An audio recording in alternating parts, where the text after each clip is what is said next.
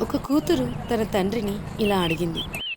నాన్నా, ప్రపంచంలో అందరికంటే మంచివాళ్ళు ఎవరు అని. ఆ ప్రశ్నకు ఆ తండ్రి చిన్నగా నవ్వి, మంచివాళ్ళా? "మ్మ్, అమ్మా నాన్నల కంటే మంచివాళ్ళు ఎవరుంటారమ్మా? ఎందుకు నాన్నా అని కూతురు ప్రశ్నిస్తుంది.